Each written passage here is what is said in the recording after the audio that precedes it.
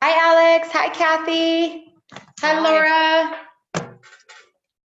Hey, Alex, I'm gonna do dinner real fast with Ryan and Alana after this, and then I'll call you. Is that okay? Ooh, she like froze. Oh, you froze. Okay. So as soon as we're done, I'm gonna make dinner and hang out with them, but I'll call you at probably like 8:39. Is that okay? Okay. How are you guys? Good. Good, good. Good. How are you? So good. So good.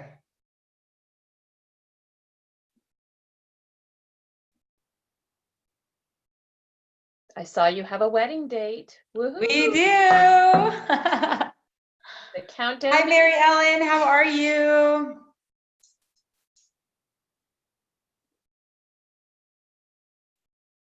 Hey, Mel. Good to see you on here.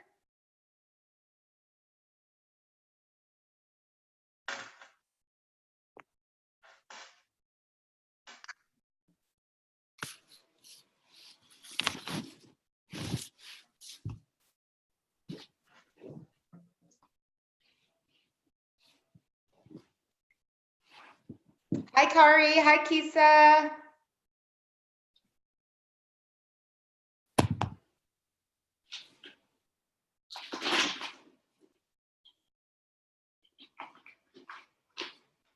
Hi, Tracy. Hi, Ashley. Hey.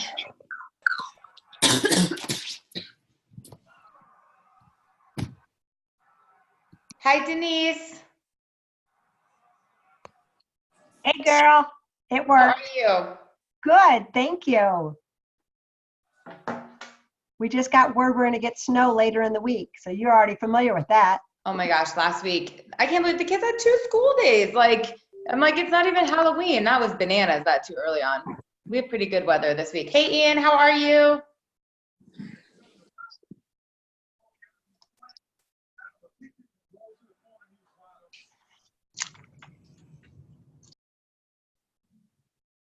We're gonna get started in about 60 seconds. If you guys all want to ping like one person and just send him a friendly reminder to hop on. Tracy's about to bring the heat. Now that we have the right time zones.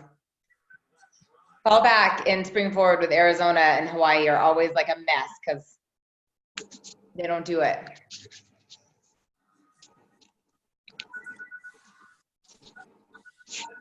Hey, Paula.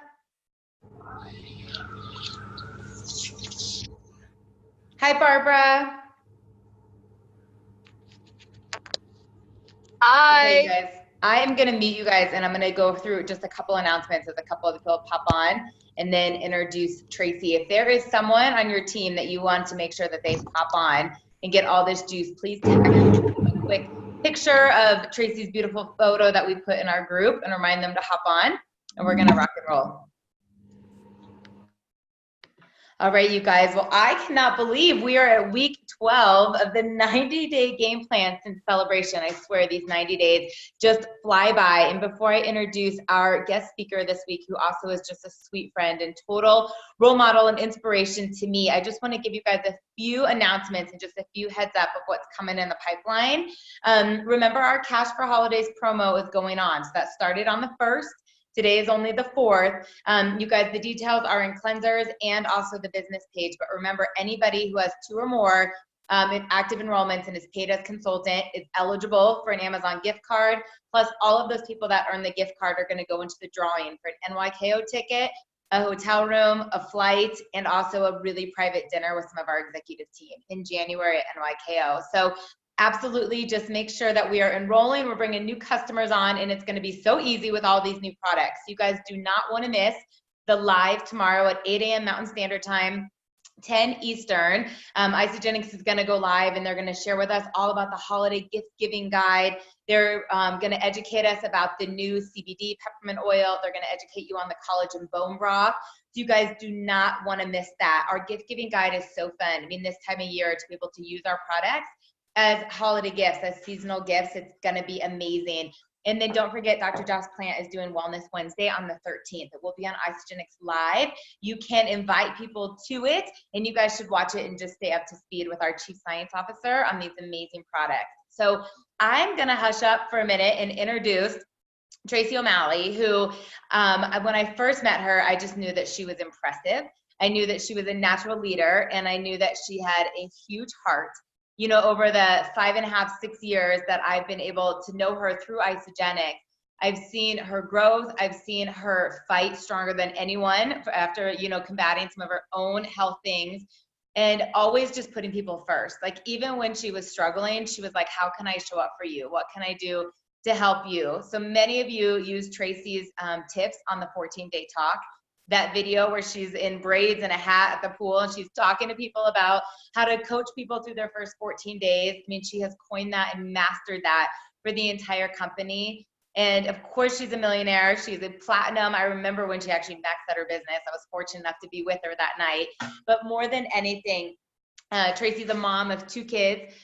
She's in recovery. She is absolutely inspirational. She has 2 amazing puppies. And if I were just to think of one person in the company that absolutely epitomizes one team, will pour into anybody, has helped so many people. I remember when she traveled around for a year and went to every single event by herself without team to show up for other people. I said, she is absolutely a shining light. So I'm going to mute and let Tracy just take it away. And for many of these people are brand new. They probably don't even know your story in 2013, 14, 15, when you were just crushing it in every way, shape, or form. So maybe just start by like sharing your story, how Isagenix came into your life, what you were doing before Isagenix, and just kind of set the tone for our listeners tonight. Oh, but we can't hear you, hun. Oh, hold on. Oh, wait, now I can. Can you hear me? Yep. Is it okay? Is it good sounding? This technology crap is going to be the death of me, let me tell you. Anyway, I apologize. I am a little under the weather, but I definitely wanted to show up and be fired up. I love that there are new people here because you guys keep this exciting for me. I mean, think about doing anything for 6.5 years to be excited all the time. That is a clue that the new people, bringing new people in is the lifeblood, not only of your business, but your excitement around this business. And like Lauren said, I came into this, 6.5 years ago now. It was March of 2013. And I won't go on and on and on about the details of my story, but it had been a rough road. You know, I was kind of one of those that was affected hard by the housing and recession kind of stuff, poor decisions plus timing of things. I also went through a divorce in the middle of that. I was a business owner that had to shut her doors on that during that time. And I really wasn't equipped with good coping mechanisms. And so when you are like bombarded with that kind of stuff and you have crappy coping mechanisms, something's going to give. And it did. At the same time, my dad passed away after a 12-day cancer diagnosis, bringing to light that life really is too short. And I had just turned 40. So it was just a great time, to say the least. I was like, seriously, what else? I don't know if I can do this much longer. However, I had a 14 and 15-year-old looking at me like, okay, mom, now what? You know, like I said, I was a single mom. I wasn't receiving child support. I was the sole provider emotionally, physically, spiritually, and financially for my family. And it was really scary. I'm not going to lie. I thankfully was able to get a job in the corporate industry. I was in the car business. My business that I had before was in the car industry. We had a car transport company for 10 years. And then after I got divorced, I didn't really want to work with my ex-husband anymore. So I shut the doors on that. And that's when I went into the corporate end of the car industry. Working, my client base was 300 used car dealers. Yeah. 300 used car dealers. You know, you hear the joke about one car dealer that you have to deal with. Can you imagine 300 every single day of the week? And yeah, it was exactly as torturous as you can imagine. They're not the most integrity-filled people. So it did a number on me. But I was tough as nails, you know, because I was just going to put on that, I got this kind of front. And I did. I handled it, but at a cost, right? So after my dad died, I realized that, okay, I'm 40 years old. If something doesn't change, I can't see this going on like this forever. You know, I was only 40. And I saw my kids starting to act out in ways that were very familiar to me. You know, if we don't repair it, we repeat it. And that is no joke. And I was starting to see that play out in my own kids. And I know that it's one of those things. I grew up in an environment where it was a do as I say, not as I do kind of thing. And that never works. And just take that note, because that doesn't work in business either. So for those of you wanting to build a business, if you're going do as I say, not as I do, you know, you got to walk that talk. It's with parenting, it's with business, it's with anything. And I knew in order for my kids to have a different path, I was going to have to show them the way. And so I did. I walked into rehab.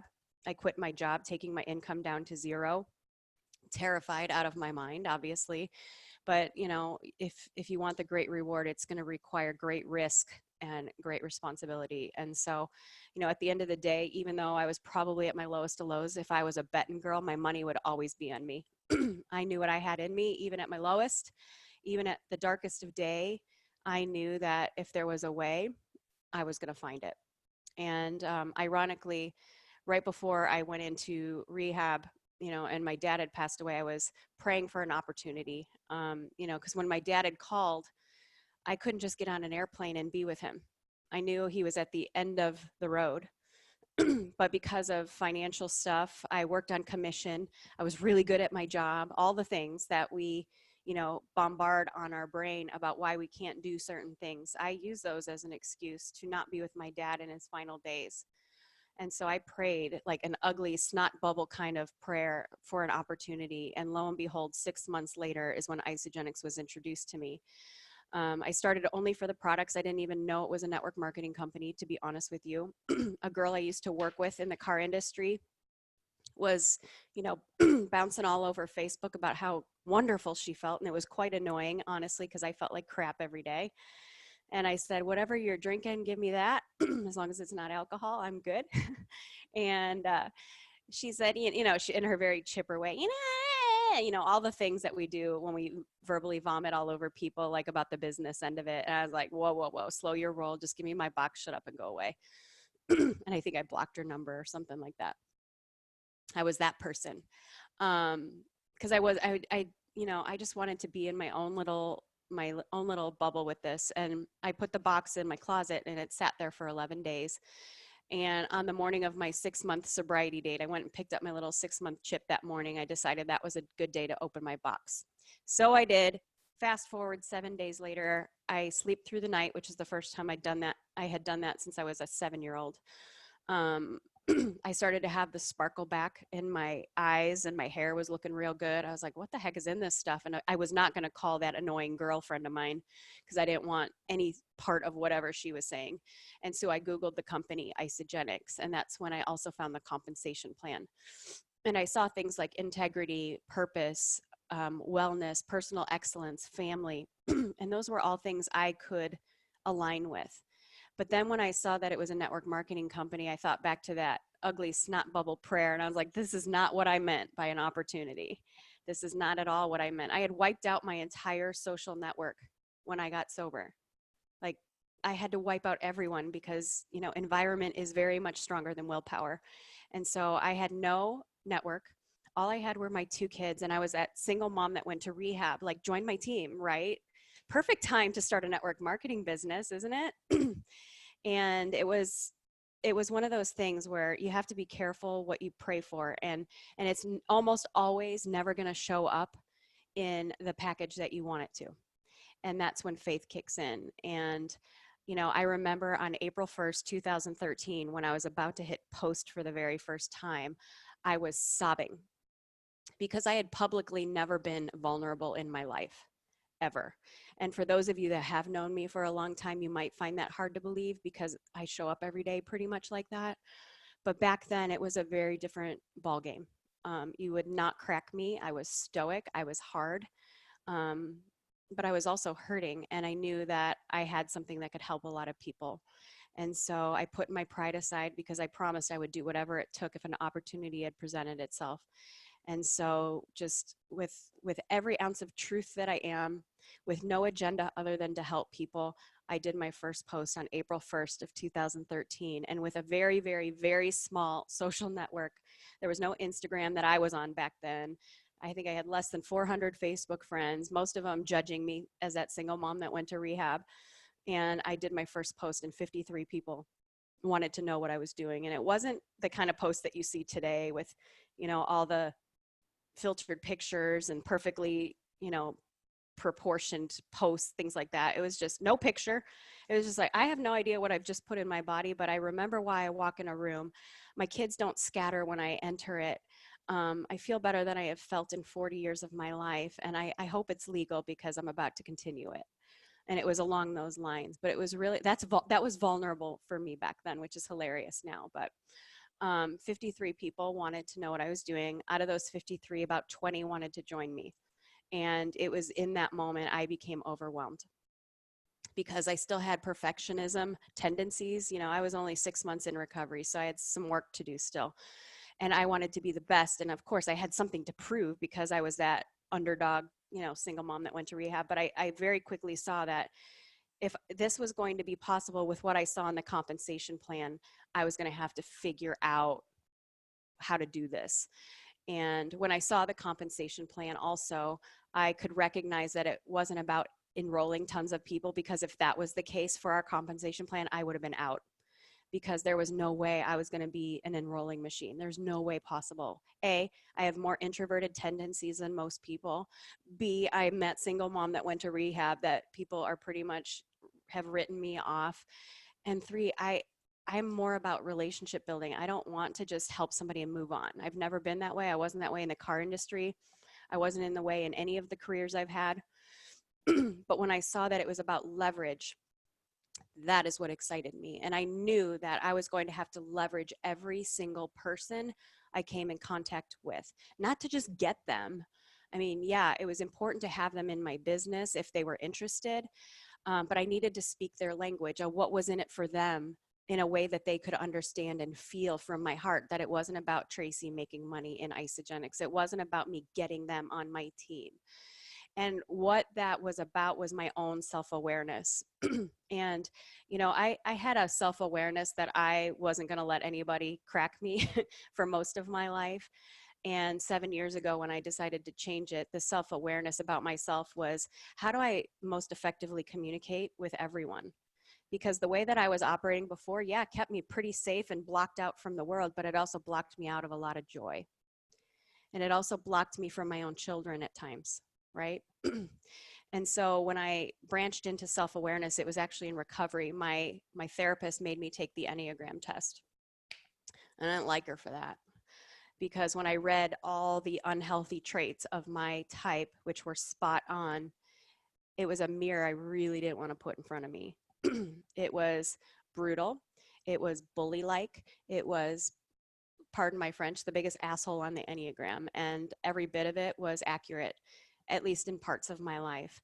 And it was one of those things. And I want you guys to really, I haven't talked about the Enneagram much the last 7 years because I wanted to be responsible with it. And, I've seen judgments and labels being thrown. I mean, if you've been to UIA, we do the color code. I don't know if they still do it anymore. I haven't been in like 2 years, but we used to do the color code, and I would see how it almost became bully-like, and almost like a judgmental thing. It was great for awareness, but it wasn't being used responsibly. And so even though I've been using the Enneagram for 7 years, not only in my own family, but in building my business, I really waited to talk about it until I could do it in such a beautiful, responsible way. Because if you're honest, if you look in the mirror, how many of you look in the mirror and you immediately look to all the parts that you love? Never. Never. We always zoom in on the areas of our life and areas of our body and face and whatever it is that we want to improve. And unfortunately, with these personality things, that happens to be the same too. And so when I was in recovery, and I, of course, recognized and was aware of the unhealthy traits of myself, I immediately looked to the healthiest version of my type, because I knew that's where I was headed. It was a roadmap. And the rest of the stuff, the unhealthy parts that I'd beat myself up over for the last 40 years were actually a compass to let me know that I was under stress, I didn't feel safe, and they weren't this badge of bad things about myself that I had beaten myself up for. They were actually there to help me, to guide me back onto the right path. That was the core hardwiring of who God designed me to be, or whatever you believe. Like, we are all born with this beautiful spirit that is unique to you. We are all born with this beautiful, unique disposition and temperament, and then life gets a hold of us and the coping mechanisms start coming in, and it gets expressed in all sorts of ways. And so I was focused in on the healthy aspects. And it was then that I could tell when I would gear off course. And you know, if you've ever driven in a car and you're on the highway and those little bumpy things on the side of the road, do you ever like get sidetracked, you're lost in your music, or even maybe even looking at a text message while you're driving and you hit those little bumpy things and you're like, oh crap, and you course correct right away? Do you beat the heck out of yourself for that? No. But when we get off course of maybe where we're supposed to be, we put ourselves on the firing line and just like fire away at ourselves and beat the crap out of ourselves. And that isn't going to serve anybody. And, you know, I get that that happens. And so when I started to have my own self-awareness, the next thing, and a new level of self-awareness, not just saying, yeah, that's who I am, and all those things, because a lot of times when we have this self-awareness piece, we use it as a weapon, right, on ourselves. Like, we use it as a whipping stick to beat the crap out of ourselves, or we use it as a shield sometimes, like, that's just who I am, deal with it. This is how I was raised, this is how I am. That's the one I used most of my life to keep most of you all away. And it's also not to be used as a weapon towards other people, right? So in doing that, I realized in my own home that the way that I was communicating wasn't landing with my kids. Again, they were teenagers, so that's a challenge in of itself. But I knew very clearly that the way that I was intending things to land wasn't how it was happening. And I could feel spirits being crushed. I could feel behaviors and escapism and all sorts of things happening. And so really studying the Enneagram back then and understanding which my kids were, it made a lot of sense why my level of communication wasn't working, right? It was like I was speaking Chinese to kids that are speaking Spanish, right? That was basically how it was going. And it wasn't that I needed to be right. And if you're in this business, I want you to know you're going to come across all sorts of people. And in order to be able to communicate with all sorts of people and leverage them, like, because this is about leverage. If you want to leverage, you're going to have to speak everyone's language. You can't just say, this is the type of person I want to work with, and that's it. I mean, you can, but it's going to be, quite honestly, a shit show sometimes, because like, if you have all the same kind of people doing all the same things that they're all strong at, there's going to be gaps, right?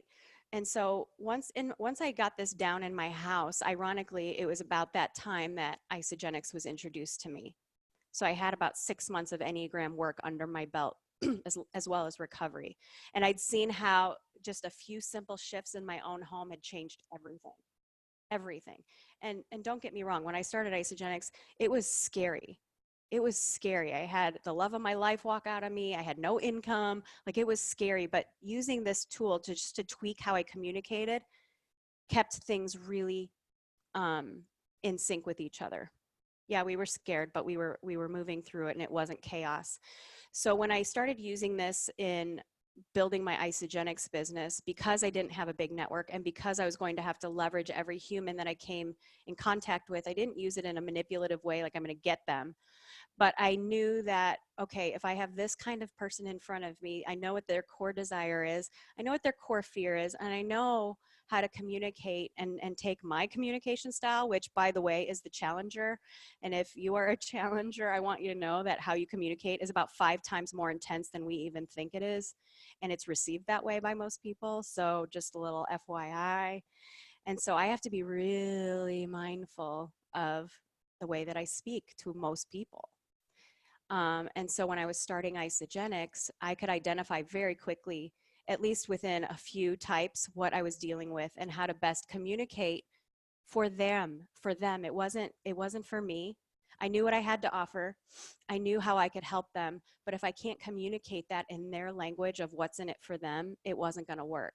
And I couldn't leverage anyone. Fast forward a few months in, 6 months in, I was already at 6 figures, right? And I hadn't enrolled maybe 30, 40 people at that point, and I was already at 6 figures. But pretty much every person that I enrolled, even if they didn't share with 1 or 2 people max, every single person knew with Isagenix what was in it for them. And I could also see their skill sets. Every person and personality type I was dealing with, I know where their strengths kind of lie. And I would pour love and belief into those strengths, even if they weren't seeing it, because, you know, there's all sorts of healthy and unhealthy ranges of each personality type. And I want you to know that there is no great personality type or wrong personality type. They're all magical. They're all beautiful. They can all crush network marketing, by the way. All of them in their healthiest form can crush anything that they decide they want to.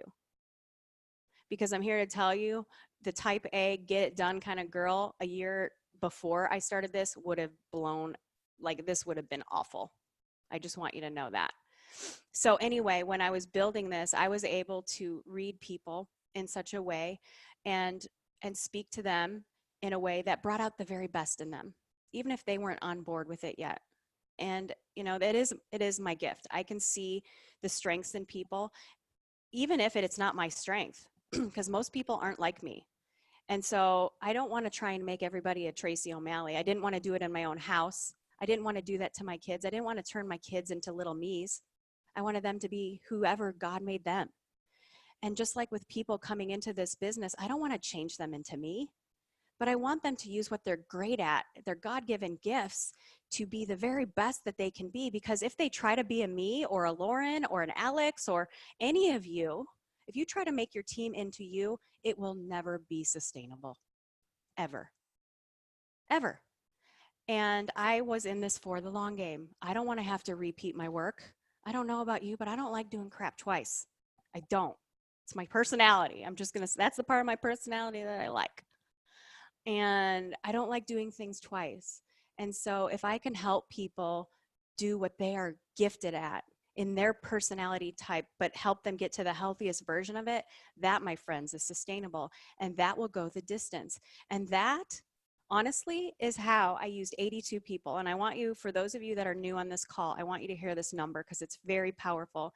And this is how important self-awareness is. It is your superpower.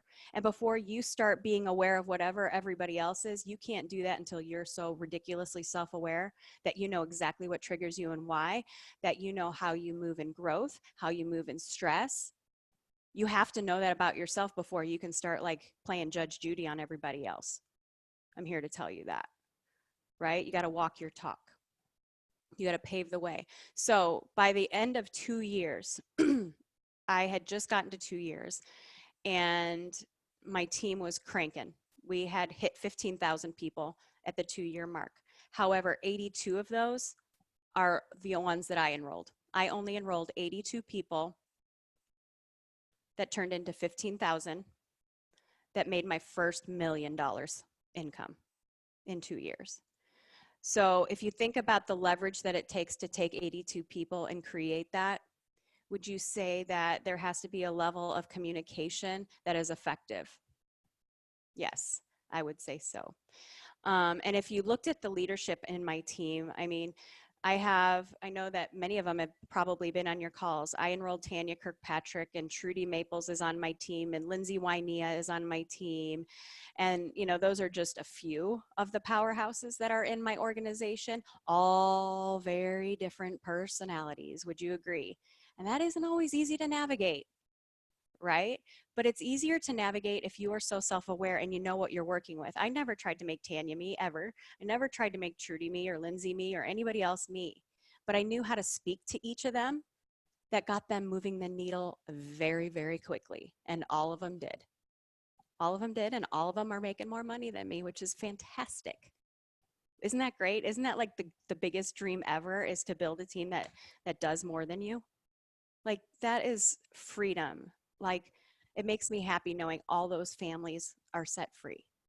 honestly. And had my communication been off on even one of them, this looks very, very different. This looks very different. You know, when you see somebody like a Tanya, who is a powerhouse, and I've known her for, gosh, almost 20 years now. I knew what I was working with, don't get me wrong. And I also knew how to communicate with her for it to be almost her idea that this was what we were going to do. I knew the minute that she asked me about Isagenix, it was game over for her. I did, and I was really excited for her because I knew what she would do. Like, this is not her first rodeo, clearly, right? But if I was coming in hot at her because I was excited, she isn't doing this. There's no way. And she has helped thousands of people. Like, how amazing is that? So knowing myself well enough and knowing how to communicate with her personality type was really, really important. And I had to be willing to slow my roll a little bit because, again, I can come off really intense if I'm not careful. And that doesn't work for somebody like her. It does not work for somebody like her who is perfectionistic and likes to have control, right? It just wouldn't. And so that obviously worked out well. Would you agree? And it worked out well for her amazing family. So, you know, if you really, really, really want to do this, you don't want to, I mean, enrolling new people in your business is crucial. I am not going to lie. Like, I get bored if new people aren't coming in. So, you know, those first few years, I wasn't enrolling like 20 a month, but it was a consistent 4 a month, you know, to be able to do that, because otherwise I get bored. Like, and anybody that's been around for a while, I mean, some of you have been around for a while. When you get stagnant, you do the whole, like, you go dark for a while and then you make this proclamation, well, I hit the reset button, I'm coming back. And, you know, that's not what you want to do. You kind of want to stay in this forever. If you have decided that this is for you, even if it's going slow, I want you to be in it for the long game. But you're going to have to, like, self-awareness must be your superpower. And you have to be so willing to look at all parts of you. And for most of you, I know you have no problem looking at the not so pretty parts, because that's where you're so fixated and that's what's holding you back. But I really want you, if you know your type, if you don't, I'm just going to tell you, most of the tests online aren't accurate, just so you know. And it's very complex. It's not just on the behaviors, because there's lots of people that have come to me and said, I'm an 8. I'm like, no, you're not. Your behaviors are very 8-like, but it's the core desire and the core fear. So if you go read through them, I want you to really look at that and be so truthful with yourself. Don't pick the number you wish you were, right? Because they're all beautiful and they're all magical and they all have amazing gifts. And if you just pick the one that you want and it's the wrong one, guess what? You're putting in the wrong coordinates and it's taking you to a destination that was never meant for you.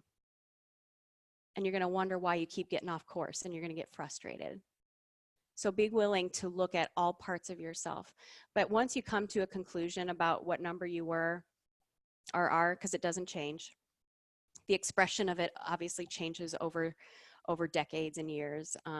You know, because as a child, I didn't outwardly show my Challenger 8-like self.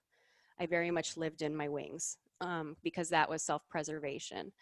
But when you find whatever type you are, I want you to write in your handwriting on 2 pieces of paper. I do this in my own home. I have one piece of paper where I write all the healthy traits of my type. And they are planted on the cabinet where I pull out my morning shake every day.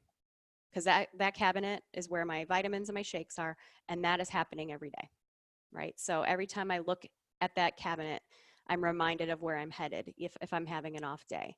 The other place I put that list in my own handwriting. It's so important you do it in your own handwriting. There's something that happens between your head and the paper and the pen.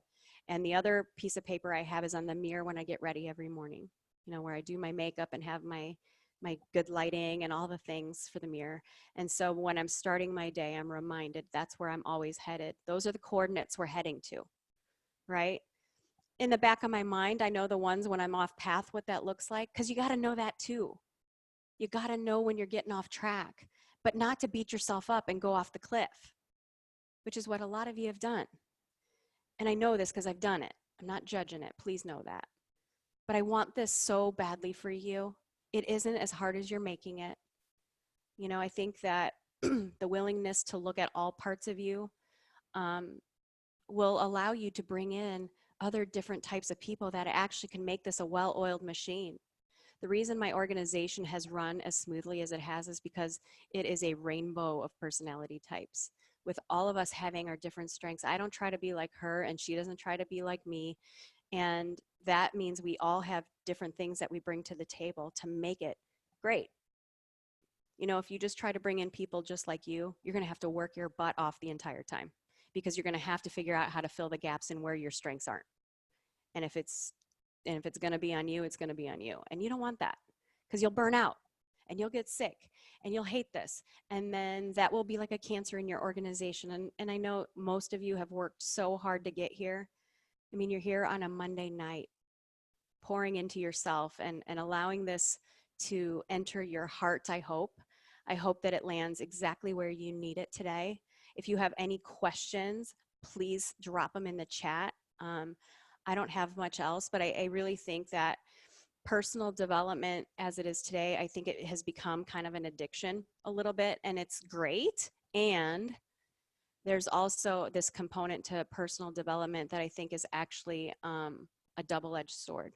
I think it's cracking the self-awareness a little bit, but nobody's really telling you what to do with that information. And if you aren't skilled enough at all with what to do with that information, you end up using it as a weapon on yourself, right?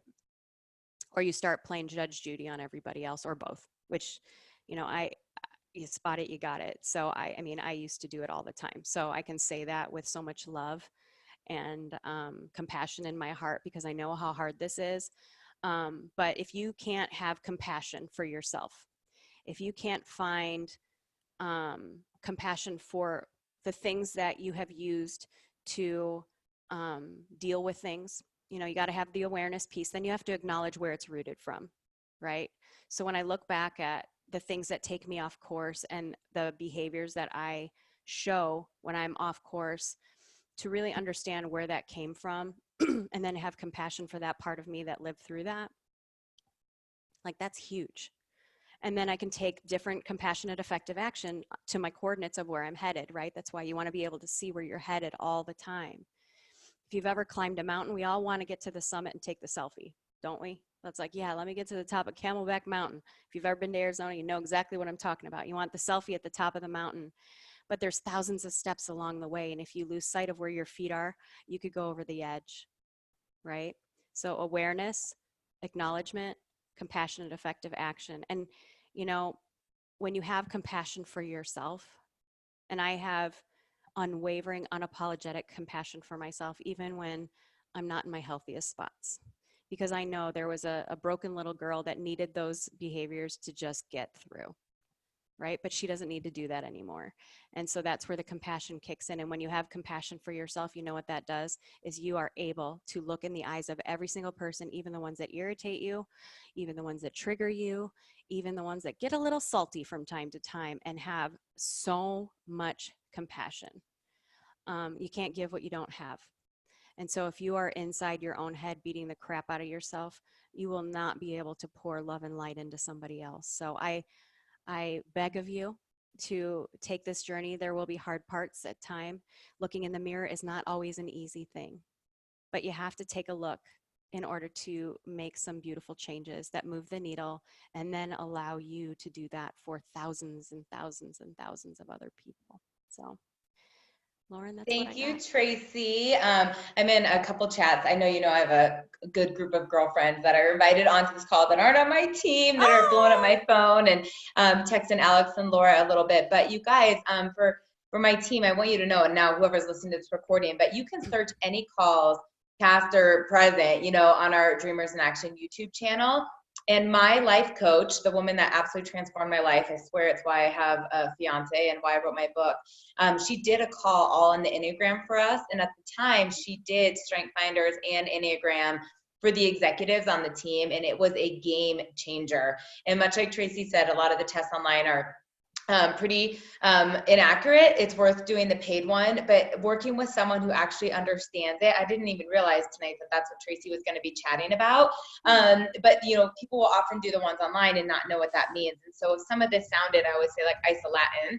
If you have a little bit of like Enneagram Latin going on tonight, like what is she talking about?